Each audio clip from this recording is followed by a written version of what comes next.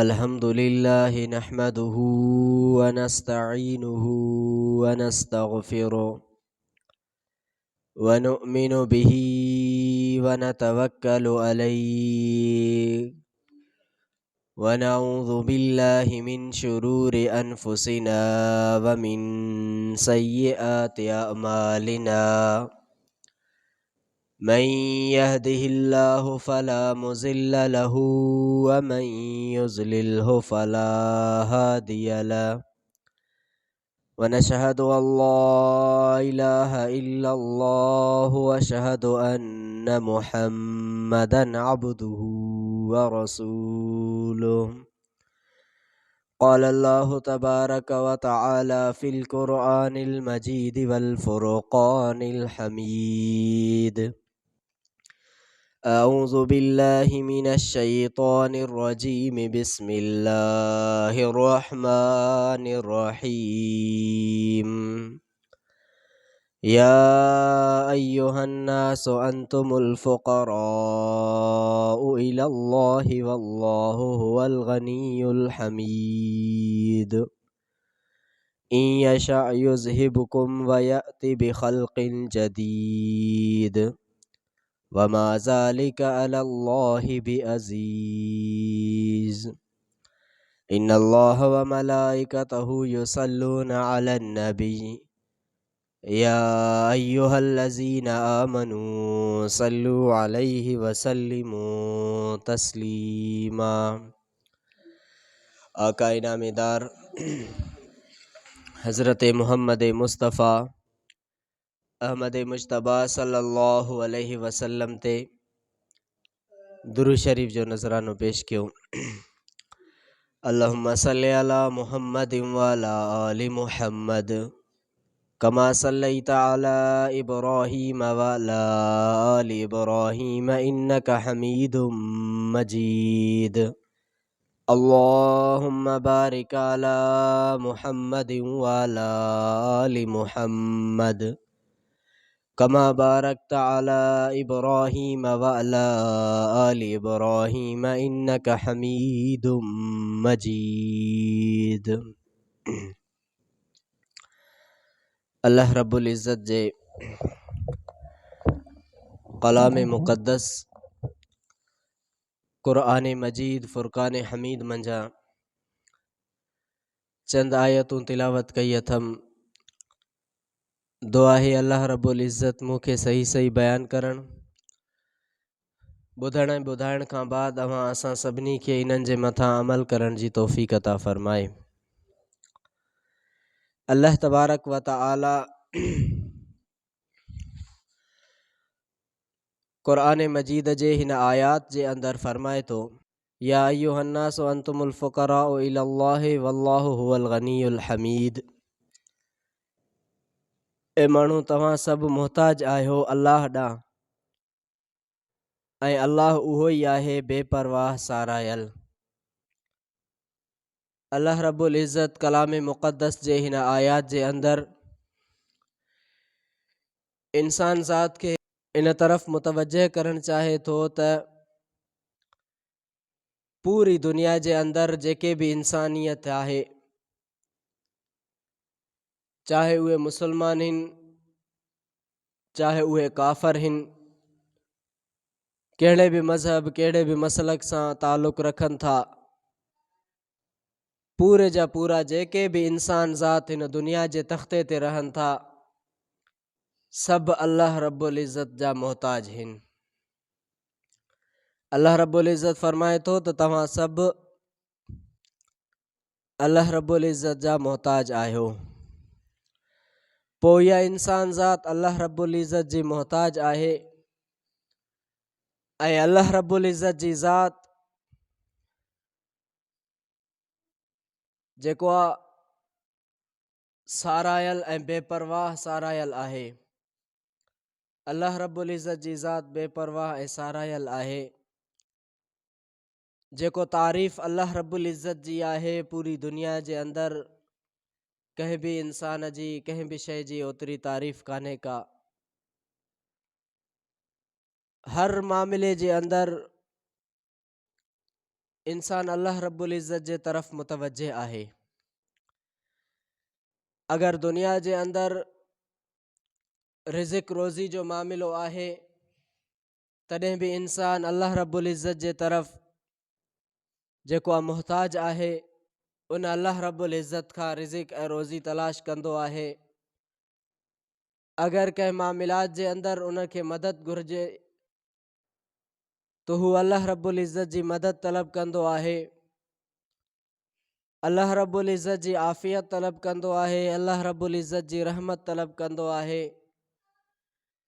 ऐं उन इंसान खे दुनिया जे अंदर औलाद जी ज़रूरत पेश अचे थी पई त हू औलाद बि अल्लाह रब्बुल इज़्ज़त खां घुरंदो आहे। अगर चाहे दुनिया जे अंदर अहिड़ा माण्हू रहनि था पिया जंहिंखे मुशरिक चयो वेंदो आहे, अल्लाह रब्बुल इज़्ज़त सां शरीक कंदा आहिनि, याने उहे मुख़्तलिफ़ दरनि खां पंहिंजे लाइ औलाद जी तलब कंदा आहिनि।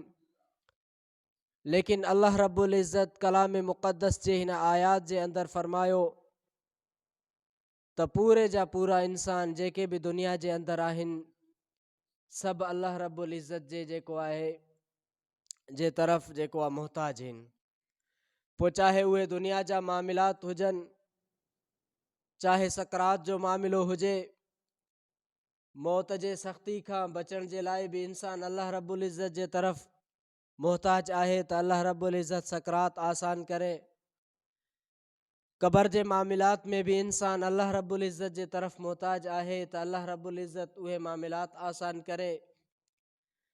पुलसिरात जे मामिलात में भी अल्लाह रब्बुल इज़्ज़त जे तरफ़ इंसान मुहताज आहे त अल्लाह रब्बुल इज़्ज़त उहो सफ़र आसान करे। क़यामत जे ॾींहुं हिसाब ऐं किताब जे लाइ बीहणो आहे अल्लाह रब्बुल इज़्ज़त जे साम्हूं। दुनिया जे अंदर इंसान जेके आमाल कया आहिनि उन्हनि में भी इंसान अल्लाह रब्बुल इज़्ज़त जे तरफ़ जेको आहे मुहताज आहे त उहो अल्लाह रब्बुल इज़्ज़त इन दुनिया जे नेक आमाल खे क़बूल करे ऐं आख़िरत जे अंदर अल्लाह रब्बुल इज़्ज़त आफ़ियत वारो मामिलो फ़रमाए। ऐं जन्नत जे मामिलात में भी अल्लाह रब्बुल इज़्ज़त जे तरफ़ इंसान मुहताज आहे त उहो अल्लाह रब्बुल इज़्ज़त आफ़ियत वारो मामिलो फ़रमाए, जन्नत अता फ़रमाए। जहन्नम जे मामिलात में भी इंसान अल्लाह रब्बुल इज़्ज़त जे तरफ़ जेको आहे मुहताज आहे त उहो अल्लाह रब्बुल इज़्ज़त जहन्नम खां बचाए। याने जे दुनिया जे अंदर जेके मामिलात इंसान खे पेश अचनि था इंसान उन्हनि में भी अल्लाह रब्बुल इज़्ज़त जे तरफ़ मुहताज आहे त आख़िरत जे अंदर जेके मामिलात पेश अचनि था पिया उन्हनि जे तरफ़ भी इंसान अल्लाह रब्बुल इज़्ज़त जे तरफ़ मुहताज आहे। पोइ इन ज़िंदगी खे, इन दुनिया वारी ज़िंदगी खे, इन हयाती जे अंदर इंसान अल्लाह रब्बुल इज़्ज़त जे अहकामात जे मथां गुज़ारे त जीअं हू अल्लाह रब्बुल इज़्ज़त जे तरफ़ हर मामिलात जे अंदर मुहताज आहे त उन जे लाइ जेको आहे दुनिया ऐं आख़िरत वारो मामिलो आसान थी वञे। इन यशा युज़हिबकुम व याति बिख़ल्क़िन जदीद, जेकॾहिं उहो चाहे त नई बर्बाद करे तव्हांखे ऐं आणे ख़ल्क़ नई। जेकॾहिं अल्लाह रब्बुल इज़्ज़त चाहे त पूरी दुनिया जे इंसाननि खे ख़तमु करे उन्हनि जे जाइ ते ॿी का मख़लूक़ात आणे, छाकाणि त इंसान जी तख़लीक़ इंसान खे दुनिया जे अंदर तख़्ते ते मोकिलण जो मक़सद बि इहो आहे अल्लाह रब्बुल इज़्ज़त जो त हीउ इंसान दुनिया जे अंदर वञी करे मां अल्लाह रब्बुल इज़्ज़त जी इबादत करे।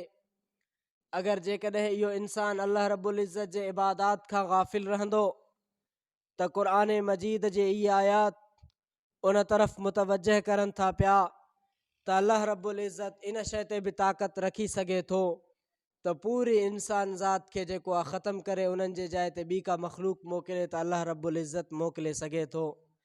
इन मामले में अल्लाह रब्बुल इज़्ज़त खां कोई पुछण वारो नाहे। हू क़ादिर आहे, पैदा कंदड़ आहे, ख़ल्क़ियो आहे इंसान ज़ात खे।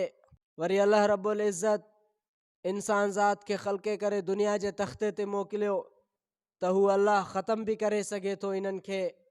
अॻियनि अंबिया इकरामुनि जे क़ौमुनि में अल्लाह रब्बुल इज़्ज़त अज़ाब मोकिलींदो हो, पोइ उहे ॻोठनि जा ॻोठ ख़तमु थी वेंदा हुआ, वरी उते नई सिर आबादी थींदी हुई।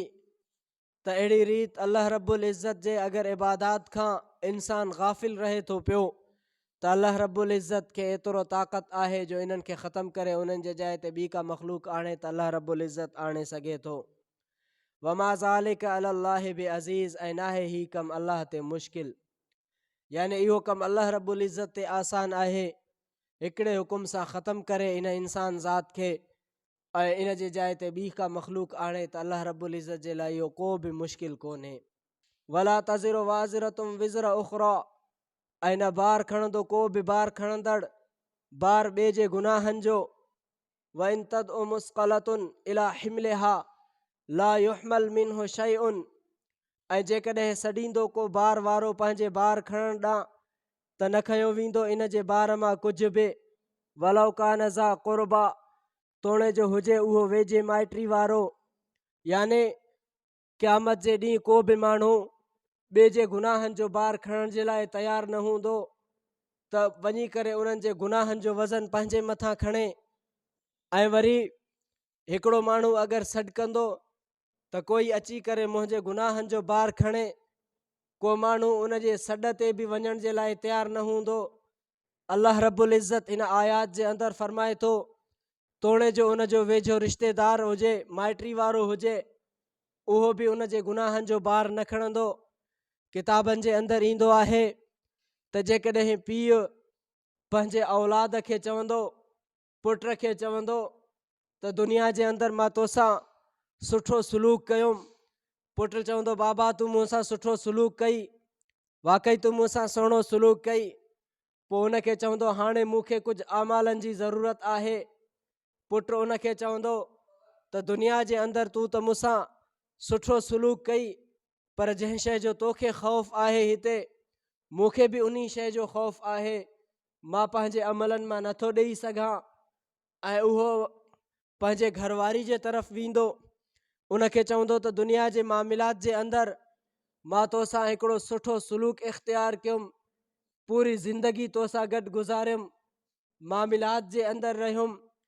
घरवारी उनखे चवंदी त वाकई तूं मूंसां गॾु ज़िंदगी गुज़ारी, मूंसां सुठो सलूक इख़्तियार कई, लेकिन मां पंहिंजे अमलनि मां तोखे कुझु बि नथो ॾेई सघां, छाकाणि त जंहिं शइ जो तोखे ख़ौफ़ आहे इन शइ जो मूंखे मुंहिंजे दिलि में बि इन शइ जो ख़ौफ़ आहे, त यानी आख़िरत जे अंदरि अज़ाब जो। अल्लाह रब्बुल इज़्ज़त अॻिते इन आयात जे अंदरि फरमाए थो, इन्नमा तुंज़िरुल्लज़ीन यख़्शौन रब्बहुम बिलग़ैब, रुगो तूं ड्रेजारींदे इन्हनि खे जेके डिॼनि था पंहिंजे रब खां अणॾिठे। व अक़ामुस्सलात, ऐं उहे क़ाइमु कनि था निमाज़। वमन तज़क्का फ़इन्नमा यतज़क्का लिनफ़्सिही, ऐं जेको पाक थिए थो त रुगो उहो पाक थिए थो पंहिंजो पाण लाइ। व इलल्लाहिल मसीर, ऐं अल्लाह ॾांहुं मोटणो आहे। याने अल्लाह रब्बुल इज़्ज़त हिते पंहिंजे पैगम्बर खे फरमाए थो त तूं उन्हनि माण्हुनि खे ड्रेजारींदो जिन खे अल्लाह रब्बुल इज़्ज़त जंहिंजे दिलि जे अंदरि ख़ौफ़ रखियो आहे, उहो अल्लाह रब्बुल इज़्ज़त जे मथां ग़ैब ते ईमान आणनि था पिया। अल्लाह रब्बुल इज़्ज़त जो ख़ौफ़ उन्हनि खे दिलि में आहे, उहे निमाज़ खे क़ाइमु करनि था पिया। ऐं जेकॾहिं को माण्हू नेक आमाल कंदो त उन नेक आमाल जो बदिलो उन माण्हू जे पंहिंजे नफ़्स जे लाइ आहे। अगरि दुनिया जे अंदरि हू आमाल कंदो त आख़िरत जे अंदरि उहे आमाल उनखे कमु ईंदा। जेकॾहिं बुछड़ा अमल कंदो त आख़िरत जे अंदरि उन्हनि जी सज़ा उनखे मिलंदी। जेकॾहिं नेक आमाल कंदो आख़िरत जे अंदरि उनखे नेक आमाल जो बदिलो जन्नत जे सूरत में अल्लाह रब्बुल इज़्ज़त उनखे ॾींदो। पोइ उते जेको आहे हू पंहिंजी ज़िंदगी सुकून सां गुज़ारींदो। अॻिलो मरहलो जन्नत वारे मामलात जे अंदरि अगरि दुनिया में रही करे हू निमाज़ खां अल्लाह रब्बुल इज़्ज़त जे इन नेक आमालनि खां गाफ़िल रहियो त पोइ अल्लाह रब्बुल इज़्ज़त खे बि उन जी दुनिया जे अंदरि ज़िंदगी गुज़ारण जो को बि परवाह न आहे, छो त अल्लाह रब्बुल इज़्ज़त इन शइ ते क़ादिर आहे त हू हिन दुनिया जे अंदरि मख़लूक़ात खे, इंसान ज़ात खे ख़तमु करे ॿी का मख़लूक आणे सघे थो। उहो अल्लाह रब्बुल इज़्ज़त आसमान जे अंदरि फ़रिश्ता मुक़ररु कया आहिनि, उहे अल्लाह रब्बुल इज़्ज़त जी इबादत करनि था। दुनिया जे तख़्ते ते जेके बि अल्लाह रब्बुल इज़्ज़त मख़लूक़ात ख़ल्क़िया आहिनि उहे सभु अल्लाह रब्बुल इज़्ज़त जी इबादत करनि था। पोइ हर हिकु जे इबादत जो तरीक़ो मुख़्तलिफ़ आहे। उहे पंहिंजे पंहिंजे तरीक़े जे मुताबिक़ अल्लाह रब्बुल इज़्ज़त जी इबादत में मशग़ूल हूंदा आहिनि। अगरि इंसान दुनिया जे अंदरि अल्लाह रब्बुल इज़्ज़त जी इबादत न कंदो त अल्लाह रब्बुल इज़्ज़त खे इन जी का बि परवाह न आहे। जेकॾहिं को माण्हू नेक आमाल कंदो त उहो उन जे पंहिंजे नफ़्स जे लाइ आहे त आख़िरत जे अंदरि अल्लाह रब्बुल इज़्ज़त उनखे उनजो बदिलो ॾींदो। वमा यस्तविल आमा वल बसीर, ऐं नथो बराबरि थिए अंधो ऐं सॼो। अल्लाह रब्बुल इज़्ज़त फरमाए थो त अंधो ऐं सॼो बराबरि न आहिनि। जीअं दुनिया जे मामलात में हिकिड़ो माण्हू अंधो आहे उहो हलण जे लाइ मुहताज हूंदो आहे। हिकिड़ो माण्हू अखियुनि खां ॾिसंदो आहे उहो पंहिंजे अखियुनि सां ॾिसी करे अॻिते सफ़र कंदो आहे। ॿिन्ही खे अल्लाह रब्बुल इज़्ज़त फरमाए थो त तव्हां बराबरि नथा करे सघो।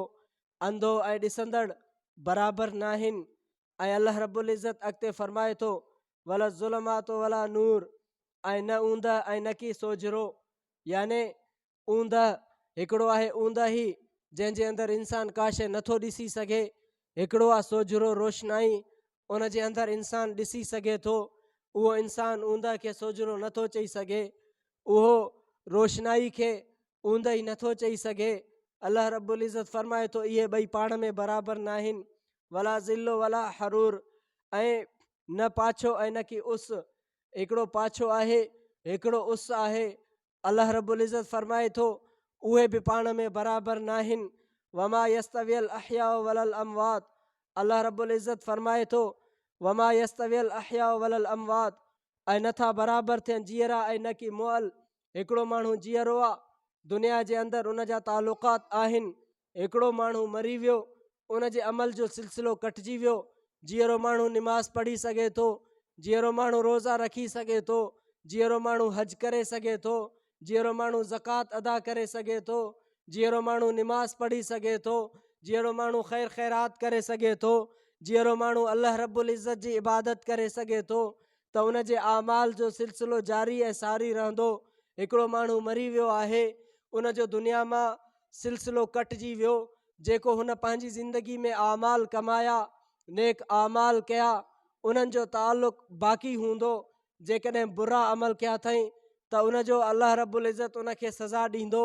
जेकॾहिं नेक आमाल कया अथई त उन जो अल्लाह रब्बुल इज़्ज़त उनखे आख़िरत में बदिलो अता फ़रमाईंदो। अल्लाह रब्बुल इज़्ज़त फरमाए थो त जीअरो ऐं मुअल बि पाण में बराबरि न आहिनि। इन अल्लाह यस्मउ मन यशाउ, बेशक अल्लाह ॿुधाए थो जंहिंखे घुरे थो। वमा अंत बिमुस्मिइन मन फिल क़ुबूर, ऐं नाहे तूं ॿुधाईंदड़ इन्हनि खे जेके क़बरनि में आहिनि। अल्लाह रब्बुल इज़्ज़त जी मर्ज़ी जंहिंखे ॿुधाइणु चाहे। अल्लाह रब्बुल इज़्ज़त फरमाए थो त जेके माण्हू मुअल आहिनि उन्हनि खे तूं नथो ॿुधाए सघे। अल्लाह रब्बुल इज़्ज़त फरमाए थो इन्ना अरसलनाका बिल हक़ बशीरम व नज़ीरा व इम मिन उम्मतिन इल्ला खला फीहा नज़ीरुन, बेशक असां मोकिलियो तोखे हक़ सां ख़ुशख़बरी ॾींदड़ करे ऐं ड्रेजारींदड़ करे, ऐं न हुई का उम्मत मगर ज़रूरु गुज़रियो आहे इन में ड्रेजारींदड़। अल्लाह रब्बुल इज़्ज़त फरमायो नबी अलैहिस्सलातु वस्सलाम खे त असां तोखे मोकिलियो आहियूं जेको आहे ख़ुशख़बरी ॾींदड़ करे, ड्रेजारींदड़ करे। तोखां अॻ में को बि अहिड़ो उम्मत न गुज़रियो आहे जो अल्लाह रब्बुल इज़्ज़त उन में को ड्रेजारींदड़ न मोकिलियो हुजे।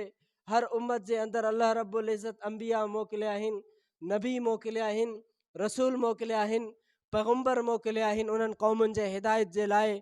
जिन बि क़ौमनि उन्हनि जी ताबेदारी कई आहे, अल्लाह रब्बुल इज़्ज़त जे तरफ़ां मिलंदड़ उन अहकामात ते उन्हनि अमल कयो आहे ऐं पंहिंजी ज़िंदगी गुज़ारी आहे। अल्लाह रब्बुल इज़्ज़त उन्हनि खे दुनिया ऐं आख़िरत जूं कामयाबियूं ॾिनियूं आहिनि।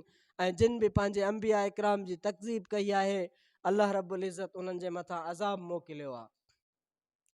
वई युकज़िबूक फ़क़त कज़्ज़बल लज़ीन, ऐं जेकॾहिं उहो कूड़ो चवनि तोखे त इहा नई ॻाल्हि न आहे, तहक़ीक़ कूड़ो चयो हो इन्हनि माण्हुनि बि जेके मिन क़ब्लिहिम इन्हनि खां अॻे हुआ। अल्लाह रब्बुल इज़्ज़त फरमायो ए नबी जेके क़ौम तुंहिंजे मौजूदगी में आहे, जेकॾहिं तोखे हू नौज़ बिल्ला कूड़ो चवनि था पिया त इन ॻाल्हि जे अंदरि तोखे ग़म नाहे करिणो, छो त अॻियां जेके बि उम्मतूं गुज़रियूं आहिनि उन्हनि बि पंहिंजे अंबिया इकराम जी तकज़ीब कई आहे। याने ही जेका क़ौम आहे उन खां अॻु में जेके क़ौम गुज़रियो आहे उन्हनि बि पंहिंजे अंबिया जी तकज़ीब कई आहे। जाअतहुम रुसुलुहुम बिल बय्यिनात व बिज़्ज़ुबूर व बिल किताबिल मुनीर। ऐं आया इन्हनि वटि संदन रसूल वाज़े दलीलनि सां ऐं सहीफ़नि सां ऐं रोशन किताब सां। यानी अल्लाह रब्बुल इज़्ज़त उन्हनि अंबिया इकराम खे मोकिलियो जेके रोशन किताब खणी आया, वाज़े सबूत ऐं दलील खणी आया, लेकिन तंहिं हूंदे बि उहा क़ौम उन्हनि अंबिया जी जेका आहे तकज़ीब कई। अल्लाह रब्बुल इज़्ज़त फरमायो नबी अलैहिस्सलातु वस्सलाम खे, जेकॾहिं ही क़ौम वारा नौज़ बिल्लाह अगरि तुंहिंजी तकज़ीब करनि त हिननि खां अॻु में जेके क़ौमूं गुज़रियूं आहिनि उन्हनि बि पंहिंजी अंबिया इकराम जी तकज़ीब कई आहे। सुम्मा अख़ज़्तुल्लज़ीन कफ़रू फ़कैफ़ कान नकीर।